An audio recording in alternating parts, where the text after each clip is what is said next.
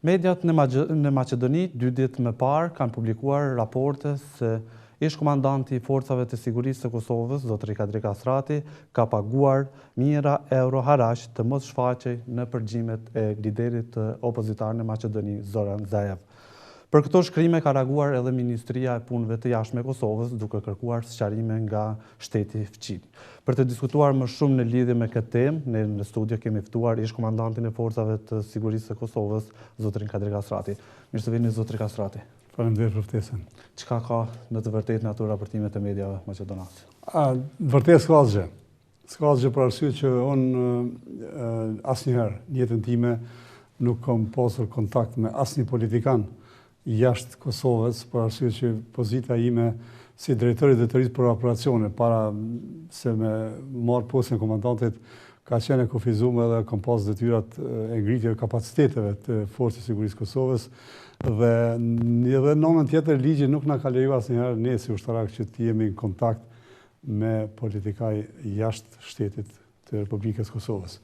Dhe për atë arsye unë asnjëherë nuk kam pas as kontakte, edhe këto deklarime gjëja se unë kam paguar haraq qindra mijë euro liderit të opozitës maqedonase absolutisht nuk e vërtetë. Pse po bëhet kjo fushat, zotri Kasrati, kundër juve? Po mendimi jam sipas analizave të mia kjo fushat bëhet për arsye që brenda Republikës së Maqedonisë janë zgjedhjet parlamentare, pozita dhe opozita, apo pozita të më tepër përshen një frikë te lideri i opozitës të zoti Zaev, që unë personalisht as e kam njoft kur as nuk e njoft, mirë po duke përcjellë në media fuqinë e tina dhe ai qysh me njollos emrin e tina e kanë lidhur, janë munduar ta lidhin me krerët e luftës të ushtrisë shqiptare të Kosovës dhe mua si komandant i Forcës së Sigurisë Kosovës. Dhe unë mendoj që kjo e vetëm arsye që... Pra ju thoni që nuk e keni takuar asnjëherë Zaevin në Jo që se kam takuar, po unë mendoj që kur në jetë asnjë qytet s'kemi qenë bashkë. As nuk keni komunikuar përmes telefonit? Absolutisht në jetën time as s'kam komunikuar, as me telefon, as s'e kam pa në jetën time, as që kemi qenë ndonjë hapësirë përbashkët kur në jetën time as nuk e njoh, përveç se e njoh nëpërmes mediave. Dhe kjo është ajo e vërteta çka. Unë edhe kisha shtuar edhe kështu që kjo është një brom shumë i njoftëm i koncepteve të shërbimeve sekrete, edhe sërbë edhe maqedonase që e kanë përafërsisht të ngjajshme dhe mundohen nëpërmes trillimeve, nëpërmes skenimeve të pavërteta që ta njollosin. Nuk e njollos vetëm unë, si Kadri Kasrati, si general lejtnant në penzion, por unë mendoj që këtu është atakuar edhe vetë Kosova dhe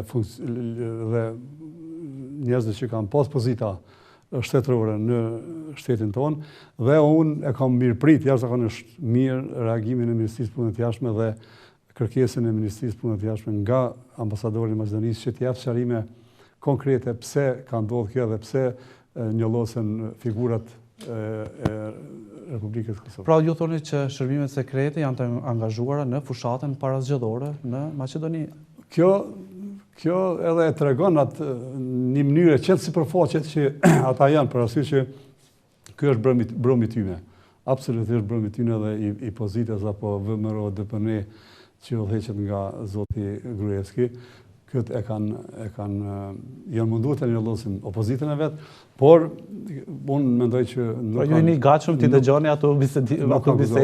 Unë kisha dëshiruar të dëgjoj nëse ata kanë diçka të tillë, e di që s'kanë 1000%, se unë jam shumë rahat, por nëse kanë diçka jam shumë i hapur që të dëgjoj edhe të bashkë bisedoj me çdo kem, qoftë brenda, qoftë jashtë Republikës Kosovës. Çka do të bëni tash pas publikimeve të Unë jam rahat, unë nuk do të bëj asgjë, përderisa Ministria e Punëve të Jashtme të merr sqarime zyrtare nga Maqedonia, unë do të jem në kontakt me Ministrinë e Punëve të Jashtme për arsye që aty është njollos emri im, është përmend emri im, dhe unë pasi që të marr të informona për përgjigjet e tyre zyrtare, pastaj do ta shoh se nëse do të marr hapa konkrete apo jo.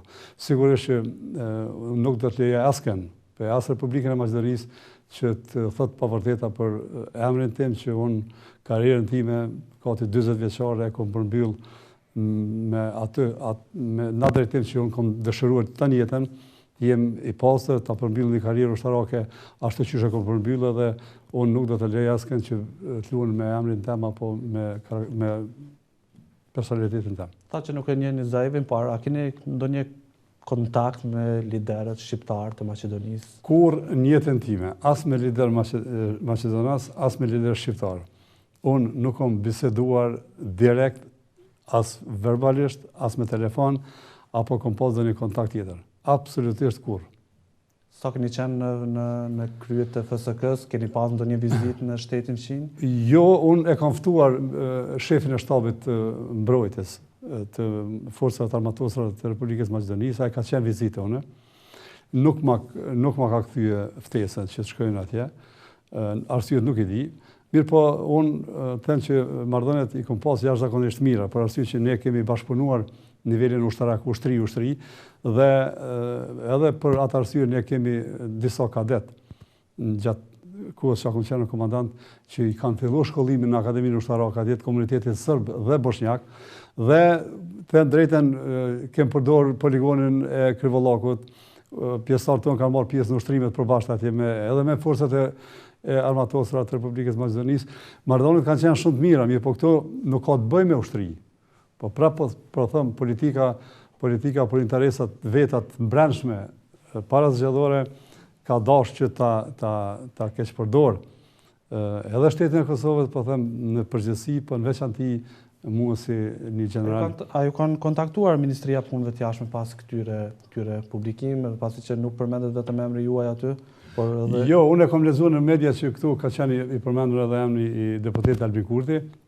Nuk kam kontaktuar me Ministrinë e Punëve të Jashtme, por them edhe një herë që thash edhe më herët, po pres që Ministria e Punëve të Jashtme të merr një sqarim zyrtar nga Republika e Maqedonisë dhe pastaj unë do të konsultohem edhe me Ministrinë e Punëve të Jashtme, pasi që akoma jam njeri që ka udhëheq një institucion më të respektueshëm në Kosovë dhe unë duhet ta ruaj. Edhe them, nuk ka këto sekrete FSK-ja, po duhet ta ruaj organizatën si FSK që mos të folin me dikën pa u konsultuar me institucionet tona vendore. Vish në studio të mos flasim pak edhe për institucionin që e keni drejtuar për disa vjet, nuk bën. Atëherë si e shihni punën e FSK-s pas largimit tuaj nga. Pa, ju e keni përcjell dia generali komandanti forcave amerikane për Evropë, e dha një deklarat, jo me na lavdu, po e tha atë që është reale, që FSK-ja është e gatshme, edhe ka qenë edhe sa kam qenë komandant. Do të thotë që e ka mbështetjen e plotë të Shteteve të Bashkuara. E ka mbështetje, ka pas edhe atë mbështetjen. Mirë po unë e kam thënë publikisht disa herë. Faji nuk është te NATO-ja, faji nuk është te partneri jon strategjik, te Shtetet e Bashkuara të Amerikës, faji është te na. Ne nuk kemi dashur në kohën kur kemi mujt ta themelojmë. Nuk kemi qenë vigjilent, nuk kemi qenë vizionar, nuk kemi studiu mirë dhe kemi ardhur në situatë tash ku ka me qenë shumë vështirë, për arsye që e dim fare mirë qëndrimin e palës serbe për transformimin e FSK-s në forcat armatosura dhe unë pres që qeveria, institucionet politike ta gjejnë një modalitet, ta gjejnë një gjuhë përbashkët edhe me opozitën, edhe me komunitetin serb që ky projekt kombëtar, ky projekt shumë i rëndësishëm për Kosovën, të ecë përpara. Për arsye që përderisa ne nuk e shndrojmë forcën e sigurisë Kosovës në forcat armatosura, nuk mund të ecën përpara drejt integrimeve të rajonale, qoftë ajo edhe globale. A mund të shndrohet forca sigurisë së Kosovës në forcat të armatosura pa u bërë pa votuar ligji, pasi që ishin disa informacione më parë se mund të kalojnë të shtohen kompetencat FSK-s dhe jo, nuk mundet më shndruar në forcat armatosura për arsye që në kushtetutë është misioni që duhet ndërrohet, nga misioni gjysmë ushtarak të bëhet mision ushtarak, dhe dyta, atë me kushtetutë janë të kufizuar edhe ligjin e Forcës Sigurisë Kosovës janë të kufizuara edhe vetë numri i armatimit dhe pajisjeve ushtarake që forca e armatosur duhet të ketë. Mirë po, përmes me flajt FSK-ja në këtë situatë që është, ne mund të ecëm përpara dhe FSK-ja do duhej të ecë përpara, por prapë të them politika duhet t'i hap rrugën që ta ecë drejt implementimit të planit Ahtisarit.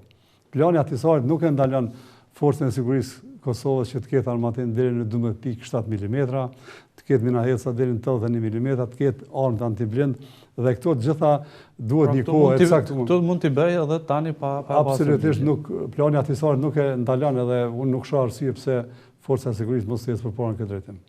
Pas pensionimit në FSK, keni paralajmëruar futjen në politikë. Çfarë ka konkrete në këtë aspekt?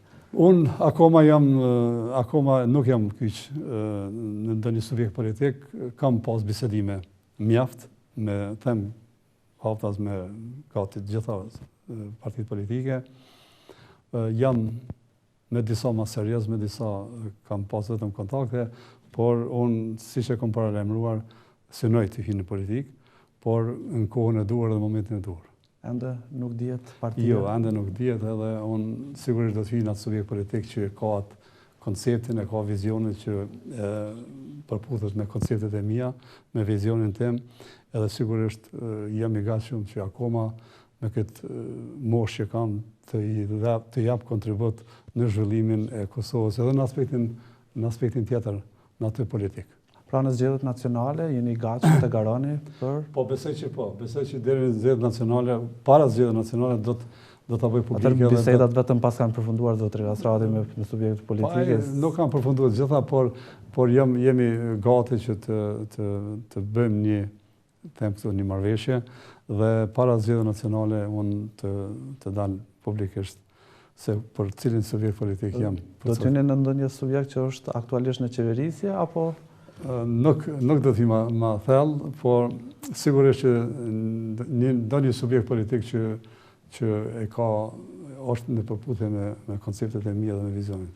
General, ne të falenderoj shumë për këtë intervistë. Faleminderit, kënaqësi ishte që vi këtu para jush dhe edhe një herë të sqaroj situatën e këtyre ditëve që kanë qenë, dhe duhet të them për opinionin e gjerë që në jetën time jam munduar me punu vetëm për interesa nacionale, kombëtare, për të mirën e shtetit, e jo për të dëmtuar asnjëherë interesat e vendit tim, që edhe në tarmën, pa marrë parasysh se ku do të jem ai që do të ecë drejt vijës të zhvillimit kombëtar apo nacional të Republikës Kosovës. Faleminderit edhe një herë. Gjithë mirë.